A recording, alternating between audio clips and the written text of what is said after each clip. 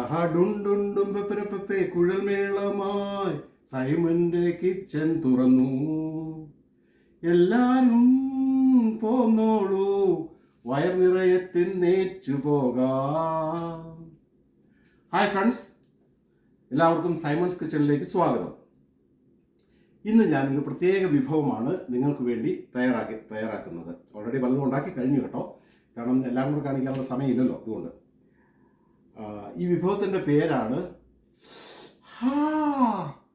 Symons കപ്പ. അപ്പോൾ മനസ്സിലായല്ലോ, പേര് മറക്കരുത്, സൈമൺസ് കപ്പ. ഓക്കെ, ഇതുണ്ടാക്കുന്ന വിധം ആദ്യമായിട്ട് നമ്മൾ ചെയ്യേണ്ടത് കുറച്ച് നല്ല പച്ചക്കപ്പ നുറുക്കി അവനെ പുഴുങ്ങിയെടുക്കുക. അതിനുശേഷം അതിനു വേണ്ട സോസ്, ഗ്രീൻ ചില്ലി സോസാണത്. അതുണ്ടാക്കുന്നത് ഇങ്ങനെയാണ്. അതായത് കുറച്ച് കാന്താരി മുളക് കേട്ടോ, ഇതും പച്ചയൊക്കെ ആയിട്ടുള്ള കാന്താരി മുളകുണ്ട്. പിന്നെ കുറച്ച് പച്ചമുളകുണ്ട്, കാരണം കാന്താരി മുളക് തന്നെ ആയി കഴിയുമ്പം എരിവ് കൂടും.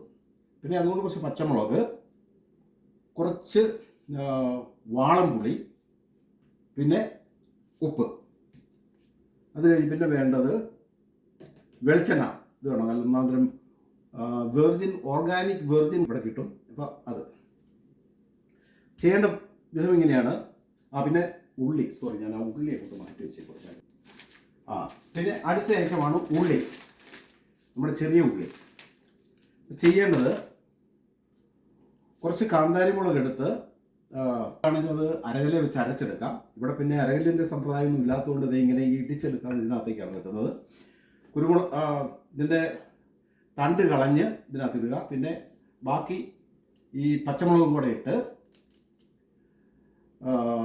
നന്നായിട്ട് അങ്ങ് ഇടിച്ച് സാമാന്യം നല്ല കുഴമ്പ് പരുവത്തിൽ അങ്ങ് ആയി കഴിയുമ്പോൾ അതിനകത്തേക്ക് കുറച്ച്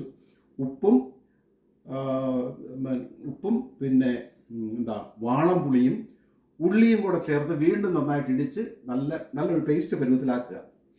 അത് കഴിഞ്ഞ് ലാസ്റ്റ് ഉപ്പ് പാകത്തിനായിരിക്കണം കേട്ടോ, കാരണം ഓരോ സ്ഥലത്തും ഓരോ പ്രദേശത്തും ഉപ്പിൻ്റെ അളവിന് മാറ്റമുണ്ട്. അത് കഴിഞ്ഞാൽ പിന്നെ അവനെ നന്നായിട്ട് ഇളക്കി ഒരു പാത്രത്തിലേക്കാക്കി അതിനകത്തേക്ക് കുറച്ച് വെളിച്ചെണ്ണയും കൂടി ഒഴിച്ച് നന്നായിട്ട് മിക്സ് ചെയ്യുക. അങ്ങനെ ചെയ്തൊന്നാണിത്. നന്നായിട്ട് മിക്സ് ചെയ്ത് ഈ പരുവത്തിൽ കിട്ടും. ഇപ്പോഴത്തെ ഒരു ശകലം കറുപ്പ് കളറാണ്. അത് ആ വളമുളിയുടെ കളറോട് കൂടി വരുന്നതാണിത്. അങ്ങനെ ആക്കിയതിന് ശേഷം ഈ കപ്പ പുഴുങ്ങിയത്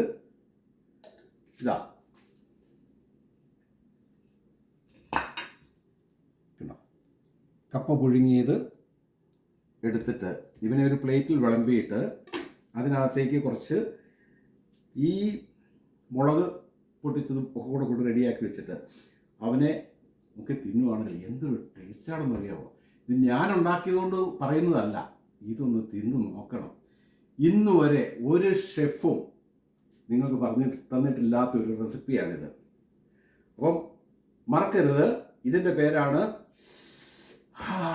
സൈമൺസ് കപ്പ.